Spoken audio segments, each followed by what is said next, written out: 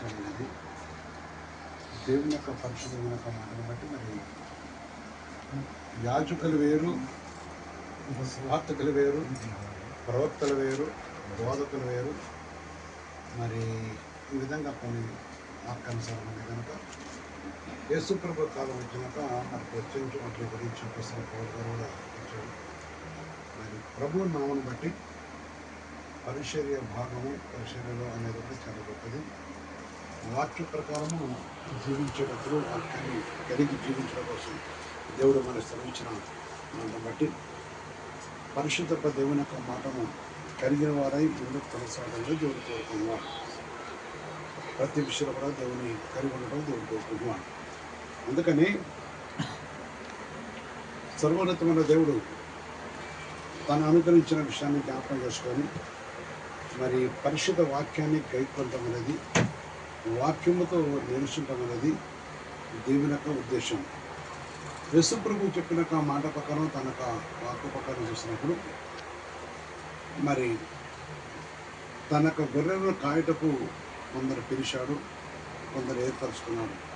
పిలిచిన వారు పిలిచిబడిన వారు అనే విషయం చెప్పిన దేవుడు తన ఉద్దేశం చెప్పగా తను జరిగించే విషయం చెప్పగా దేవుడు ఆపించవస్తుంది. అందుకని నేడు మరి ఈ సమయమందు పరిశుద్ధతను సెలవిస్తున్నట్టుగా ఈ కుటుంబం కూడా దేవుని యొక్క చిత్తంలో నిలిచి ఒడిగడం అంటే ప్రభు వాక్యాన్ని మనం కోరుకుంటున్నాను. వాక్యమైన దేవునితో మనం కలిసినప్పుడు దేవుడు దీవించి ఆశ్రయించి కటాక్షించేవాడు, కృపగల దేవుడు కరుణించేవాడు. అందుకని యెషయా చూసినప్పుడు 42లో మొదటి వచ్చిన మాట చెప్పాడు. యెషయా చూసినప్పుడు 42 మొదటి వచ్చిన దేవుని ఆపించవస్తుంది.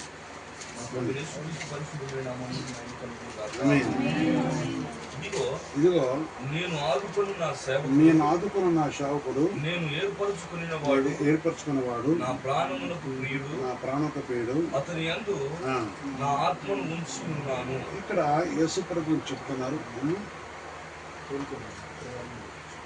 హలో అమ్మా,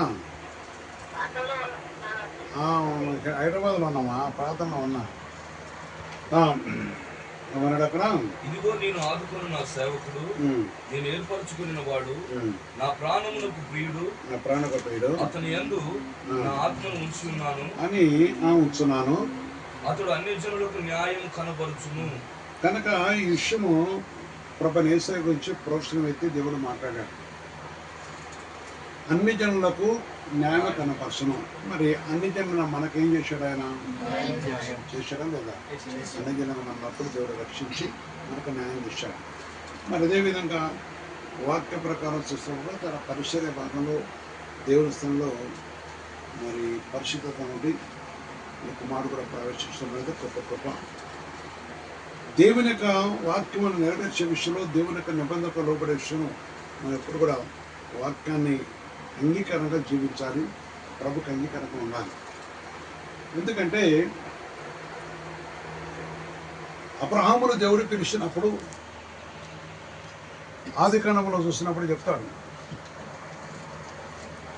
18వ అధ్యాయంలో చూస్తే ప్రభు వాక్యం చరుస్తుంది. 18వ వచనం చదవండి. అక్కడ అబ్రహాము నిశ్చయముగా బలము గల గొప్ప జనమగును. నిశ్చయముగా బలము గల గొప్ప జనమగును. అతని మూలముగా భూమిలోని సమస్త జనములు ఆశీర్వదింపబడును. అనగా యెహోవా అబ్రహామును గూర్చి చెప్పినది అతనికి కలుగజేయనట్లు తన తరువాత తన పిల్లలను తన ఇంటి వారును నీతి న్యాయములు జరిగించుచు యెహోవా మార్గమును గైకొనుటకు అతడు వారికి ఆజ్ఞాపించినట్లు నేను అతన్ని ఎరిగి ఉన్నానెను. ఎరిగాడు ఆయన? దేవుని ఆజ్ఞను గైకొట్టడం అనేది నేర్పాడని దేవుని ఆజ్ఞించవలసింది. అందుకనే దేవుడు ఆయన ఆశ్రయించాడు. దాని తర్వాత మరి మనం ముందు చూస్తున్నప్పుడు దేవుని ఆజ్ఞించవలసింది. ప్రభు నాన్నబట్టి చూస్తున్నప్పుడు 22లో చెప్తున్న ఒక మాట, దేవుని యొక్క పరిశ్రమటి మనుషులు అక్కడి నుండి తిరిగి సొదొమ వైపుగా వెళ్ళిరి. అబ్రహాము మంచిది. 22వ అధ్యాయము 17 వచ్చిందని 16 వచ్చిందట. నేను నిన్ను ఆశీర్వదించి ఆకాశ నక్షత్రముల వలెను సముద్ర తీరమందలి ఇసుక వలెను నీ సంతానమును నిశ్చయముగా విస్తరింపజేసేదను. నీ సంతతి వారు తన పైన చదవండి ఇక్కడ. ఒక్కడే అయి ఉన్నా నీ కుమారుని తీయక ఈ కార్యం చేసినందున ఏం చెప్తారట? త్యాగం కావాలి. పరిశీలన అంటే నేను సాగుకుని అంటే చావుకుని కాదు, త్యాగం కావాలి. ఇప్పుడు మీరు అక్కడ ఉన్నారు, మీకు ఎవరూ తెలియదు అని మీకు తెలుసా? తెలియదు. నేను అక్కడ పోయినప్పుడు నా మీదకి వచ్చి ఊరంతా వచ్చింది. కొన్ని పరిస్థితులు జరిగినాక నేను ఏం భయపడదు. వాడు ఇంకా పాపం మంచిగా నిలబడ్డాడు. పోయి స్టేషన్ పోతాను కేసు పెట్టినారు. ఒకటి అబ్బాయి వచ్చి గొడవ పెట్టుకున్నారు. అయ్యగారిని ఏమనంటే మీ అంత అని అడ్డం జరిగిండు. నువ్వు పక్క పోరా నేను పోతానని చెప్పాను. చెప్తున్నాను ఎన్నో విషయాలు ఆడింది. త్యాగం కావాలి. ఒక షాపుడికి ఏం కావాలా? ఇప్పుడు యాజక ధర్మం తెచ్చినప్పుడు ఆడకూడదు. వాడు మనస్ఫూర్తి ఏంటంటే వాడు ఉదయం ఉద్దేశం ప్రకారం, దర్శనం ప్రకారం కాదు, ఊహలతో కోరుకునే కాదు కావాల్సింది, వాక్యానుసారంగా కావాలి. అబ్రహాముని దేవుడు పిలిచినప్పుడు అబ్రహాముని దేవుడు చెప్పిన దేవుడు చేశాడు. అబ్రహాం చేశాడు. ఇంకొకటి చెప్పాలంటే అబ్రహాము యుద్ధం చేసి వస్తున్నప్పుడు సొదొమ మరి రాజు ఏం చేశాడంటే ఆస్తి తీసుకొని మనుషులు నాకు ఏమన్నాడు. ఏం తీసుకొని? ఆస్తి తీసుకొని మనుషులు నాకు ఏమన్నాడు. ఆయన ఏమన్నాడంటే నూలు పోగు కూడా నాకు వద్దు అంటాడు. ఏమద్దు?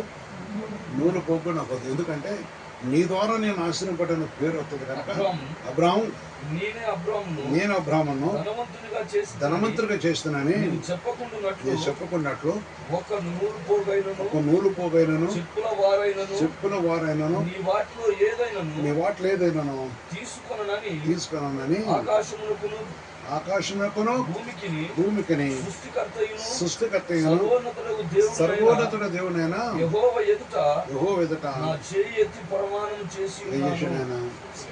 ఆయనకి ఏమి లేదు. నూలు పోగొన్న నీ నా పొద్దునైనా నీ దేశాన్ని పొందాలి అంటే అది వడంబడకలు ఉన్నాక పొంది. దేవుని సన్నిలో చాలాసార్లు కొన్ని విషయాలు నా దగ్గరకు వస్తుంటారు. ఏదో చేయాలంటారు, నాకు అవసరం లేదంటారు. నేను ఒప్పుకోం. ఎందుకు ఒప్పుకోం అంటే పిలిచిన దేవుడు. ఒక యాజకుడు ఒక సేవ చేసేటప్పుడు చాలా కష్టం నష్టాలు ఉంటాయి. కానీ మొట్టమొదటి నిబ్రతను నిరీక్షణ కావాలి. దైవ చిత్తాంశం అంశం. అందుకని మరి తనను బట్టి మీ కుటుంబాన్ని దీవెన కలగాలి, మిమ్మల్ని బట్టి మీ కుటుంబంతో కూడా దీవెనపడాలంటే తప్పకుండా వాక్యాన్ని అనుసరించాలి. అందుకని రొట్టెలో కూడా దానిపైన రొట్టెలో కూడా ఆయన దృశ్యం భాగం ఇచ్చి యెహోవా చేత ఆశీర్వాదం పొందానని అంటారు. మరియు సాలేము రాజైన రొట్టెను ద్రాక్షారసం తీసుకొని వచ్చి అతడు సర్వోన్నతుడు దేవుని యాజకుడు అప్పుడు అతడు అబ్రహామును ఆశీర్వదించను. ఏం చేసిండు? అబ్రహాముని ఆశీర్వదించు. ఏం తీసుకొని రొట్టెను తీసుకొచ్చాడు. రొట్టెను ద్రాక్షను తీసుకొని ఆయన ఆశ్రయించాడు. అందుకే నేను వీళ్ళందరికీ చెప్పేది ఏంటంటే అన్నం వంట చేసుకున్నప్పుడు ఇప్పుడు బియ్యం తీసి పక్కన వేసుకుని ఉంటాం. గింజకు బియ్యమే కదా, ఒక రొట్టె తీసినట్టు దాన్ని కొందరు చేస్తున్నారు, దీవిపడ్డారు. దశమోపంలో చాలా ప్రాముఖ్యం ఉంది చెప్పాడు ఇక్కడ. దశమ తీసుకుంటాడు. అప్పుడు అతడు అన్నిటిలో ఎన్నిటిలో వచ్చే ప్రతి దాంట్లో కూడా ఏమి ఇచ్చినారు? మరి మీరు ఎత్తారో ఇలా నాకు తెలియదు, కానీ దేవుడు దాన్ని ఒప్పుకోడు. ఆయనక అంటే సేవ చేయడానికి వచ్చాడు కానీ వాడు కూడా అంటే నేను చెప్తుంటాను, దేవుని యొక్క సన్నిధిలో తొందరపాటు, డబ్బు కాడ తొందరపడితే ఎవ్వరు కూడా ఫలము ఫలించలేదు. వాక్యానుసారంగా నిలిచి ఉండాలి. అన్నిటిలో ఉన్నాయి.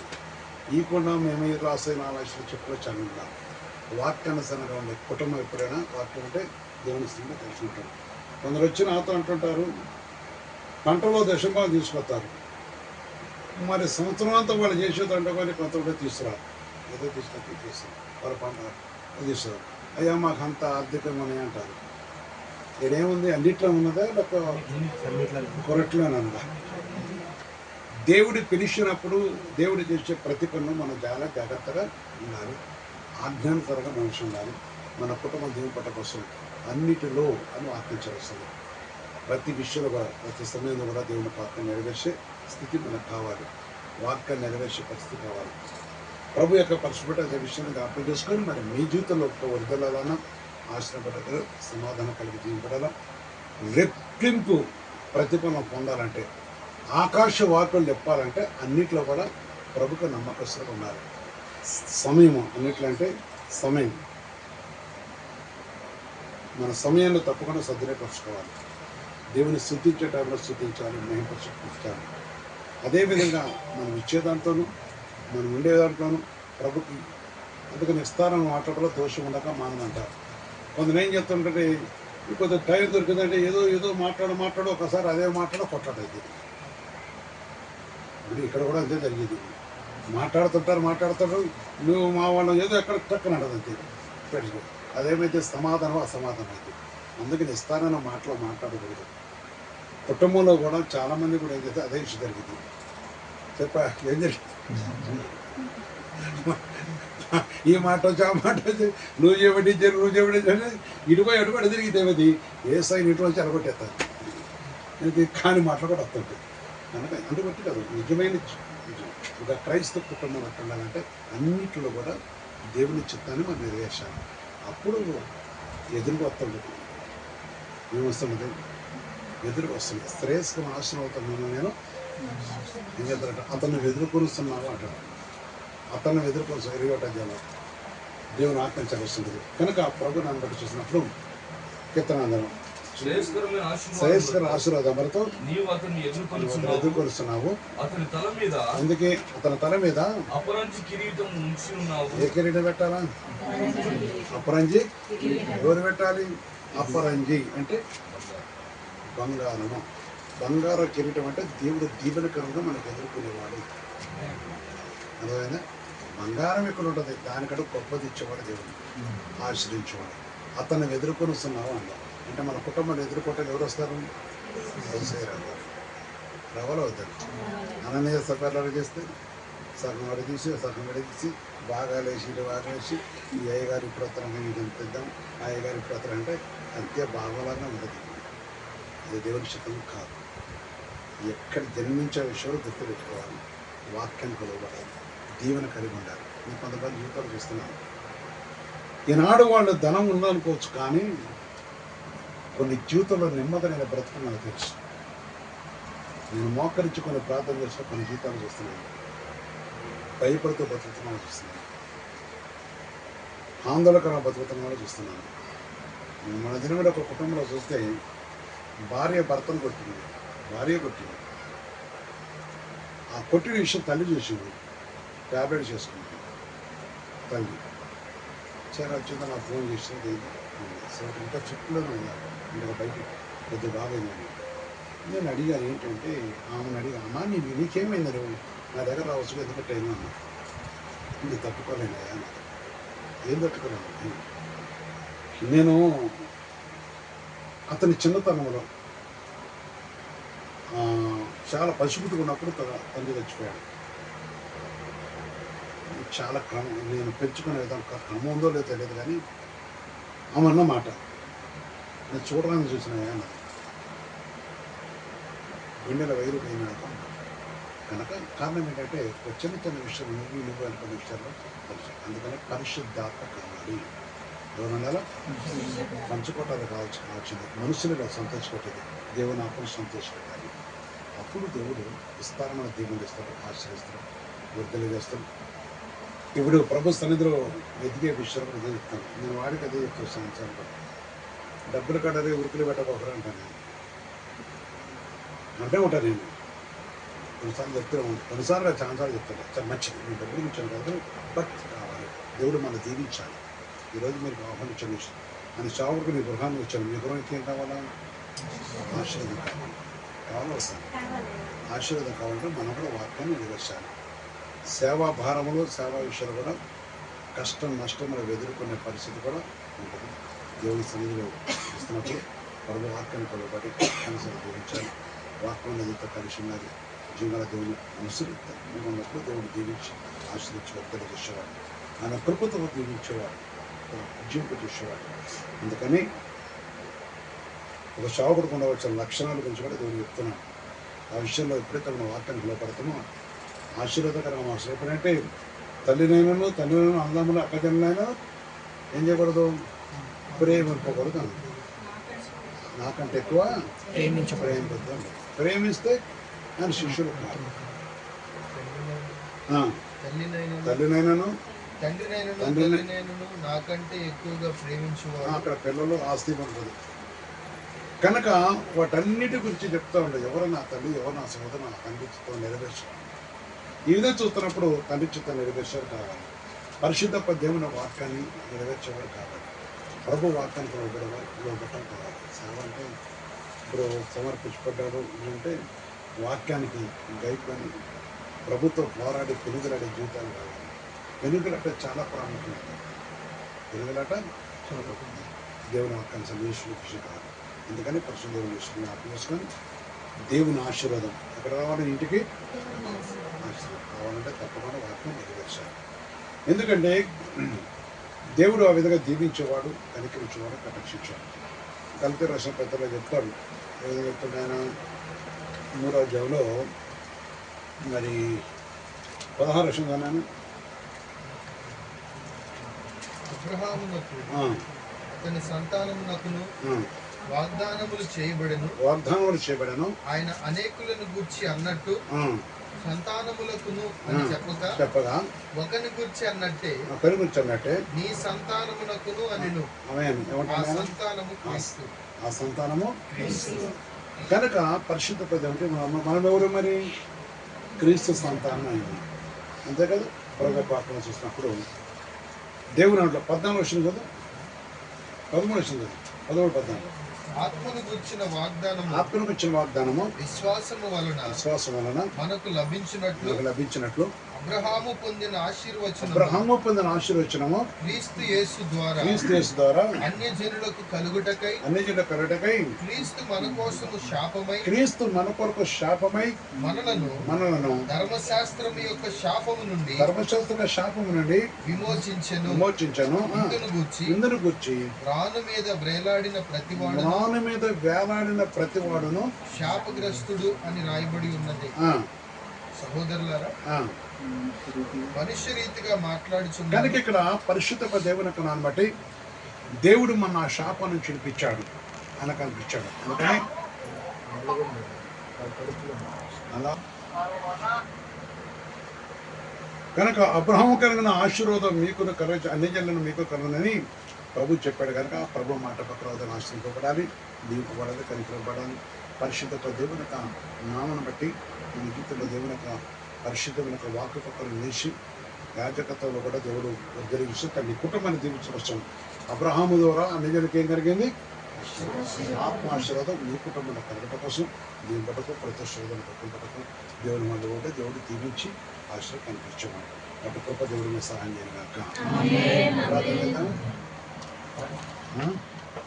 ఏంటి పాట ఇప్పుడే పడుతుంది, వాక్యం చెప్పిన పాట పడతారా? ఏం పడుతుంది? ప్రభువు కన్నులు నాపై ప్రభు కన్నులు